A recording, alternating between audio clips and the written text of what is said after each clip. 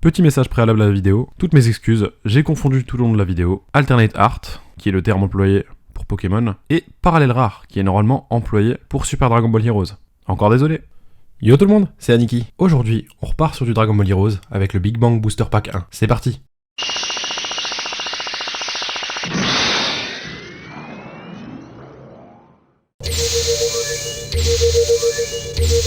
Hideo Shenron!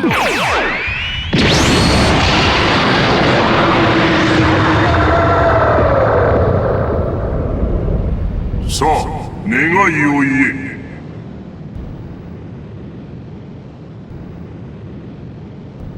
たやすいことだ。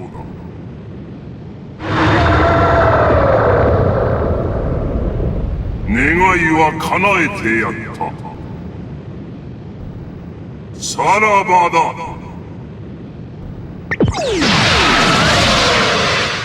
Ah, le Big Bang Booster Pack 1, ça fait une paye que je voulais l'ouvrir, et ça tombe bien, vous avez voté pour ça sur Instagram, hein, j'avais départagé ça entre celui-ci et le numéro 4. C'est donc celui-ci qu'on va s'ouvrir, avec en star, comme vous pouvez le voir sur la boîte, Gogeta Super Saiyajin Blue. C'est une série qu'on va ouvrir maintenant, donc plus tardivement que les autres, hein, somme toute, parce que j'ai galéré à me la procurer. En fait, si vous voulez, une fois que les Big Bang Booster Packs sont mis en vente et tout ça, après c'est une galère pour en retrouver en fait, c'est pas printé à foison, donc bon, celui-ci m'a coûté un petit peu plus cher que son prix de départ, mais il me le fallait absolument. Hein. Content d'avoir ce display, j'ai recouru au service de Carl Otaku pour l'obtenir, merci à lui. Et donc on va se lancer dans l'ouverture de ces boosters qui contiennent justement des petites pépites, dira-t-on. Alors avant toute chose, on va ouvrir la boîte, on est parti.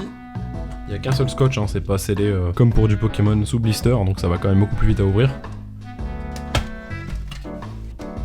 Bon, je suis quand même assez content d'en avoir obtenu, ces boosters sont quand même magnifiques, hein, il faut le dire. Et pour rappel, sur le principe, c'est donc des displays qui contiennent 20 boosters de 3 cartes, pour un total de 60 cartes. La série n'en comporte que 30, et normalement on aura tout sauf une carte dans le display. J'espère juste obtenir l'Alternate pour la Ultimate Rare, hein, parce que la Ultimate Rare c'est la carte à obtenir dans ce paquet. J'espère qu'on obtiendra la Ultimate Rare et son Alternate, ce serait fantastique. Il s'agira ici bien sûr de Gogeta Blue. Allez, on passe ça sur le côté. Et on va poser nos 10 premiers boosters ici. On va admirer un booster avant de démarrer, hein, regardez-moi ça. Sincèrement, j'adore la façon dont c'est fait. Franchement, on a ici tout le listing des cartes qu'il est possible d'avoir justement dans ce display. Sincèrement, je suis fan, hein, l'aspect des boosters est vraiment bien foutu. Allez, on démarre.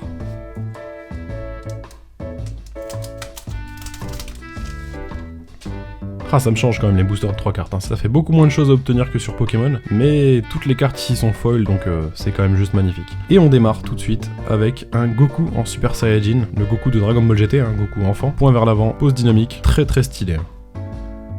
C'est suivi, waouh. Alors là, on a le Goku avec le Chara Design du film Dragon Ball Super Broly. Le character designer était Naohiro Shintani, et sincèrement, ça rendait vraiment super bien. Là, on a un Goku presque dans ce style-là. C'est encore un style un peu différent, mais c'est plutôt stylé. L'illustrateur s'est grave bien débrouillé, quoi. Et pour la première carte, rare ou non du paquet, ce sera donc une rare classique, prismatique du coup, avec Goku Xeno. Plutôt stylé, ma foi.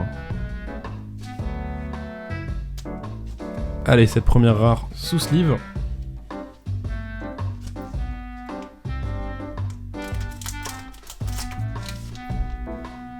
Allez, on enchaîne avec Goku dans son enfance / adolescence, je dirais. Très belle illustration, hein, avec un effet foil bien réussi aussi. C'est vraiment la chose que je déplore en fait sur Dragon Ball Heroes, c'est de pas avoir le nom des illustrateurs qui officient. Sincèrement, des fois on a des folies, et celle-ci je trouve qu'elle en fait partie. Elle est assez dingue. C'est suivi de Dieu Hachigo, et qui est C18 hein, pour les plus anciens d'entre nous. Puis encore une carte rare avec C17 ou Dieu Nanago, donc dans son habit hein, de ranger, de protecteur des animaux, habit qu'il a revêtu hein, pendant le tournoi du pouvoir. Il est quand même bien stylé, hein, franchement. Le Chara Design est juste au poil, j'adore, je trouve ça magnifique. Ce Dieu Nanago sous sleeve.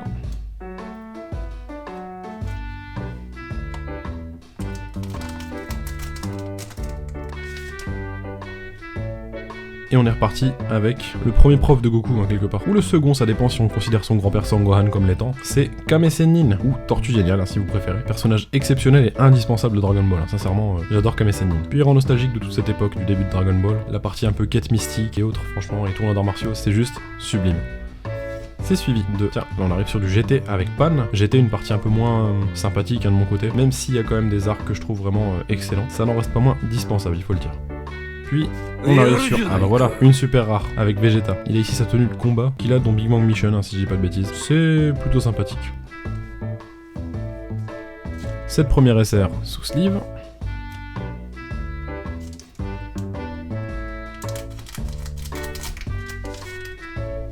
Ah, voilà notre premier doublon, donc du coup ce sera Kame Sennin, la carte foil.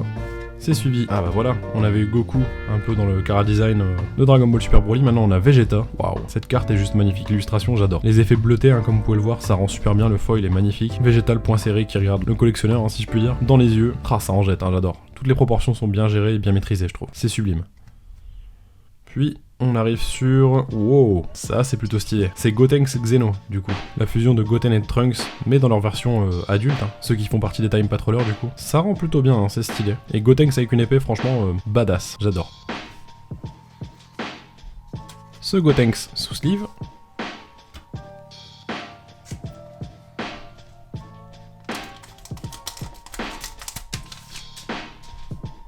Oh, on enchaîne sur un Gohan qui vient justement de l'ère du tournoi du pouvoir. On le voit parce que sa coupe est quand même différente, hein. Il n'a pas de mèche au niveau de la tête et c'est vraiment ce Kara Design là qui a été employé pendant le tournoi du pouvoir justement. Il s'agit pas du coup de Mystic Gohan ou Ultimate Gohan comme les gens l'appellent, c'est juste sa forme de base pendant la partie Dragon Ball Super en fait, tout simplement.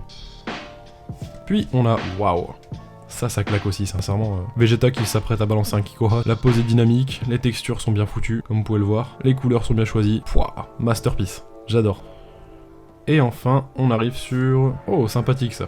On a ici un trio, Bilus, Champa et Kitela. Donc que des dieux de la destruction, hein. C'est plutôt sympathique. Je trouve que Bilus est l'un des meilleurs antagonistes de Dragon Ball Super jusqu'à présent. Je le considère encore un petit peu comme antagoniste dans le sens où c'est un peu le but à atteindre en termes de puissance pour Goku et Vegeta. Même si, a priori, Vegeta a emprunté sa voix, hein, et désolé pour les spoilers, mais il a atteint une certaine forme, l'Ultra Ego, comme il l'appelle, Wagamama no Gokui. C'est une forme que je trouve assez stylée quand même et qui correspond bien à Vegeta pour le coup. Allez, les trois Hakaishin sous sleeve.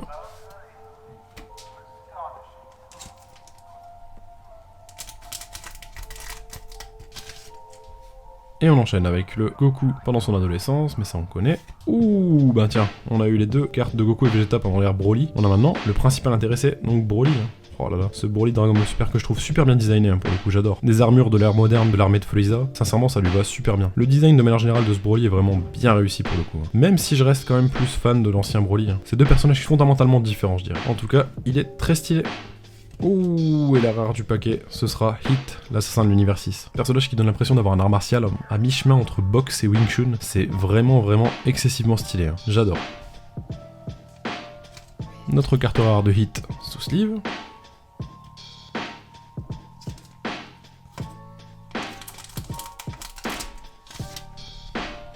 Pour le moment on est plutôt gâté, mais les cartes les plus rares se font attendre, ce qui est pas plus mal je trouve, ça me laisse du temps. Alors on a Pan ici qu'on a déjà vu tout à l'heure, le Goku adolescent, ouh allez, bah voilà, au moment où je dis ça, c'est la Ultimate Rare qui tombe, Gogeta Super Saiyajin Blue, et il y a la petite mention ici UM pour Universe Mission. Waouh, sincèrement, ça claque. J'adore. Comme vous pouvez le voir, hein, les cartes Ultimate Rares, c'est un peu la conjonction des rares et des super rares. À savoir du prisme et des incrustations dorées des super rares. Ça rend superbement bien. J'espère qu'on aura également l'alternate, hein, parce que c'est possible de tirer à la fois l'Ultimate Rare et son alternate dans un même display. Ce serait fantastique. J'adorerais. En tout cas, je suis super content d'avoir cette carte. Bien entendu, il va sous sleeve, c'est vraiment une sublime carte. Hein. La pose, elle transpire la classe, sincèrement, ça me souffle. J'adore.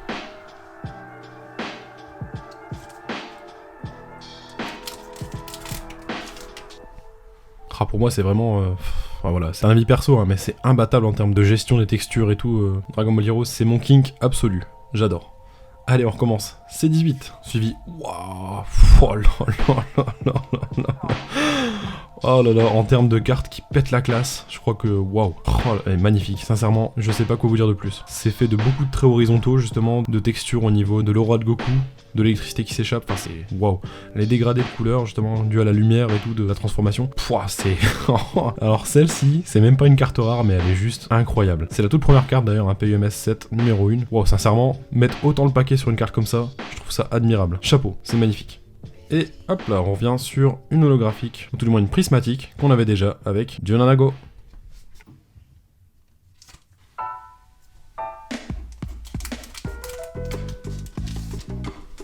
Alors pour la petite info, j'utilise des sleeves de la marque Yanoman en fait pour ces cartes parce qu'elles sont plus petites que les cartes Pokémon pour le coup. Donc j'ai les Perfect Fit adaptés justement à Heroes. Donc voici le paquet, hein, c'est des Yanoman, c'est une marque justement que j'achète auprès de Carlotaku. C'est sincèrement une très très bonne marque, elle s'adapte parfaitement aux cartes, je suis très satisfait.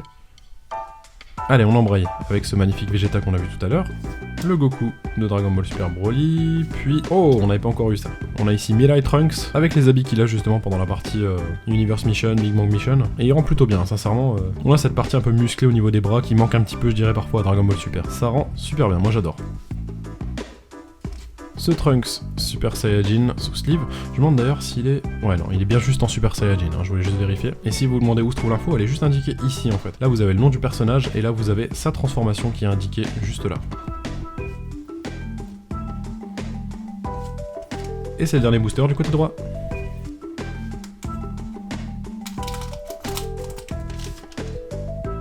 Allez, on enchaîne avec Kulilin. Encore une fois, pour les simples cartes foil, elles sont vraiment très qualitatives. Aussi bien niveau illustration que niveau gestion des couleurs et des effets, c'est incroyable. C'est magnifique. Ensuite, nous avons le Broly qu'on a vu tout à l'heure. Puis, oh, une carte de Piccolo. Alors là, pour le coup, je suis un peu moins fan. Je trouve qu'au niveau des proportions de la tête, par rapport aux oreilles, par rapport au corps, je trouve que les proportions sont un peu moins bien gérées. C'est une carte qui me plaît déjà moins, même si j'adore le personnage de Piccolo. Un peu dommage. Et on prend notre moitié des boosters du côté gauche.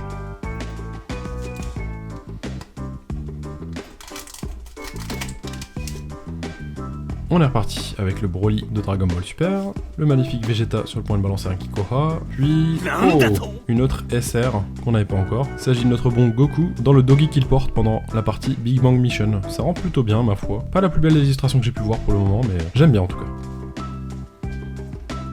Cette SR sous sleeve, il me semble d'ailleurs que c'est que la seconde pour le moment. Il nous reste encore des belles choses à voir.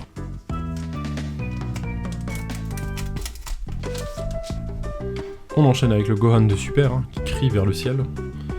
C'est suivi. Ah bah voilà, on l'avait pas encore celle-ci. Champa, le Hakaishin de l'univers 6. C'est une illustration que j'ai cru voir revenir justement dans Super Card Game, celle-ci. Possible que je me trompe, mais ça m'étonnerait. Parce qu'il faut savoir justement pour ceux qui collectionnent Super Card Game, que beaucoup des illustrations qui sont reprises dans ce TCG viennent originalement de Heroes. Donc il y a beaucoup de designs de cartes qui sont repompés de ce qui vient de Heroes à la base. Et je trouve que malheureusement ça rend beaucoup moins bien que Heroes, hein, pour le coup. Enfin, chacun ses goûts bien sûr.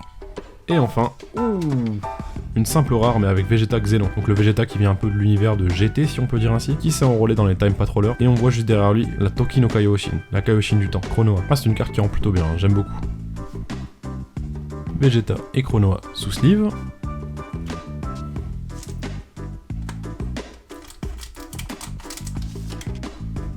Allez, on enchaîne avec une illustration de Tenshinhan, oh là là, que je trouve pas super jolie hein, pour le coup. Ouais, c'est moins mon dada ce genre de dessin-ci. Je sais pas qui est l'illustrateur, mais c'est pas partie de mes préférés en tout cas. C'est suivi, de Trunks de Dragon Ball GT, en train de balancer également un Kikoha, plutôt stylé ma foi, hein, faut le dire. L'enchevêtrement d'effets lumineux autour du Kikoha rend plutôt bien, faut le dire.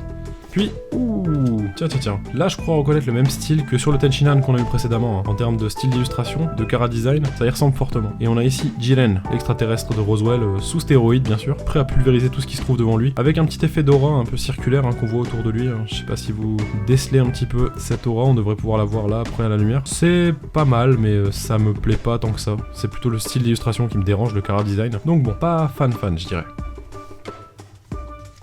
Notre bon Jiren le gris sous sleeve.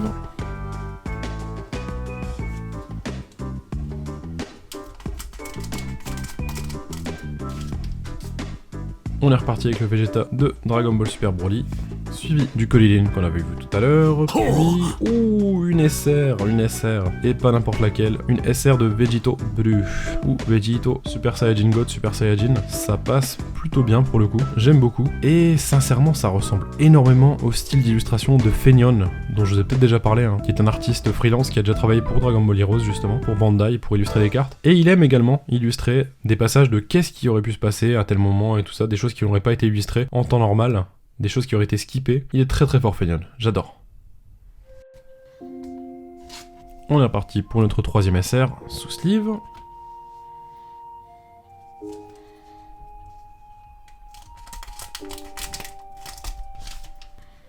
Et on enchaîne avec le Goku de Dragon Ball Super Broly. Le Tenshinhan au Kara design un peu douteux. Puis, bah ça c'est un double du coup, Goku Xeno en rare, mais avec de bien beaux effets de prisme, hein, il faut le dire.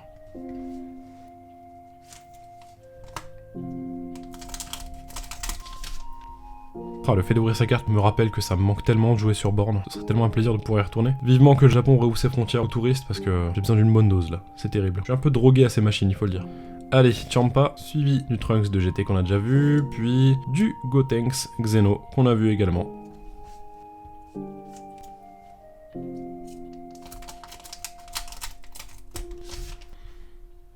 Alors je devrais pouvoir normalement bientôt vous proposer des openings des classeurs du 11e anniversaire, il y en a deux. Il y a le classeur régulier, quoi, le classeur standard qui sort comme chaque année, et il y a un classeur du 11e anniversaire spécial justement, que je vais recevoir aussi. Je vais recevoir les deux, on en fera les ouvertures successives sur la chaîne très bientôt je pense. Allez, le Vegeta de DBS Broly, Kame Sennin et Tortue Géniale, puis notre trio de dieux de la destruction, Kitela, Bilus et Champa.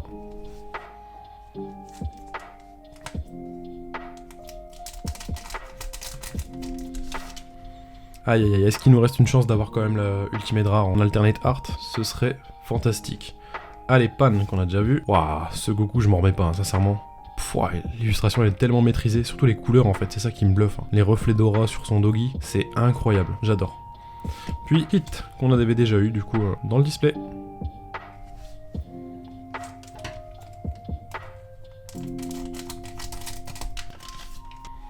Avant-dernier booster, on démarre avec le Goku de Dragon Ball GT, le Gohan de Dragon Ball Super, allez, un petit truc bon s'il vous plaît, c'est parti. Une SR supplémentaire, avec Trunks Xeno. Ah ça rend plutôt bien, ma foi, mais... c'est la Ultimate Rare en alternate qu'on veut nous. En tout cas pour la petite partie histoire, il s'agit de ce même Trunks qui a atteint le stade de Super Saiyajin God, et qui a aidé à se débarrasser du dieu démon d'Emigra, Domigula en japonais plutôt. Initialement c'est celui qu'on peut considérer un peu comme le personnage principal de Dragon Ball Heroes à la toute base, et il est très très stylé, il faut le dire. Cette quatrième SR sous sleeve. Et c'est le dernier booster.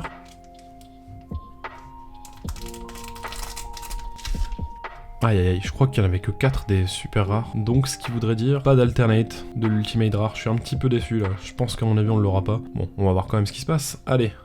Dieu Hachigo, aka C18, Goku de Dragon Ball GT, et en effet il y aura rien. Ouf, enfin rien c'est vite dit.